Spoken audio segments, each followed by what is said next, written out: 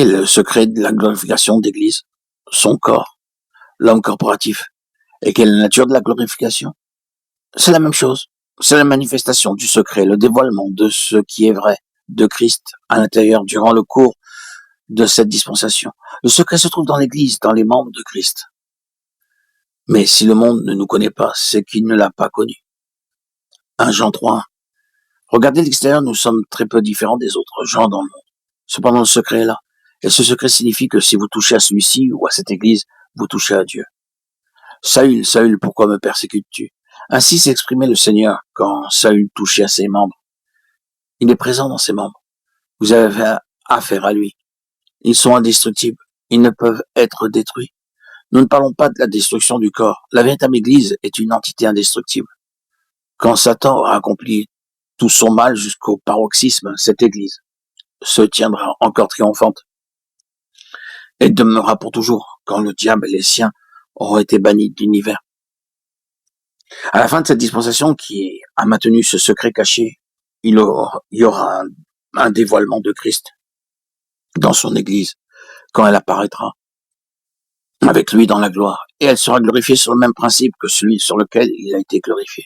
Maintenant, il y a quelque chose que nous devons prendre à cœur dans ces facteurs qui englobent tout. Nous devons vivre constamment sur cette base que nous avons présentée. Et tandis que nous faisons cela, le pouvoir de l'ennemi est absolument rendu nul. Notre trouble est que nous ne vivons pas sur cette base. Nous vivons tellement appuyés sur nous-mêmes. Nous vivons basés sur nos propres sentiments, nos propres conditions, notre propre état, sur tout ce qui est nous-mêmes.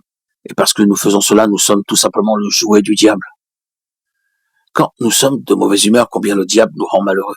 Quand nous sommes victimes de nos propres sentiments ou de nos propres pensées, quels dégâts cela produit. Tout ce qui est de nous-mêmes, si nous y pénétrons et vivons sur cette base, donnera à l'ennemi une occasion favorable d'agir comme il lui plaît. Toutes les fois où les croyants descendent en eux-mêmes sur le terrain de ce qu'ils sont, même si ce n'est que momentanément, ils commencent par perdre leur équilibre, leur pondération, leur repos, leur paix, leur joie, et ils sont ballottés par le diable selon sa volonté. Ils peuvent arriver au point où ils se demandent même s'ils sont sauvés. Souvenons-nous que ce qui de nous appartient encore à la création déchue et qui n'arrivera pas est le terrain de jeu de l'ennemi. Et il n'y a aucun avantage pour nous à essayer de le faire subsister. Nous avons par exemple une vie physique. Dans les limites de cette vie naturelle et physique, en tant que partie de l'ancienne création, tout est possible. L'ignorance ou le manque de lumière dans le domaine mental est possible. Le dérangement de notre système nerveux peut être d'une telle ampleur qu'il nous faut ressentir que l'enfer fait rage dans notre être même. Tout est possible en matière de disposition, de sentiments, de sensations, d'impressions, de mort complète et de torpeur. Et si nous vivons dans ce domaine, le diable opère des ravages. Il se campe aussitôt sur de telles choses. Si nous prenons comme critère notre condition naturelle, il n'y a alors aucun espoir de gloire dans ce domaine naturel. Aucun espoir de gloire dans l'homme charnel, dans l'ancienne création.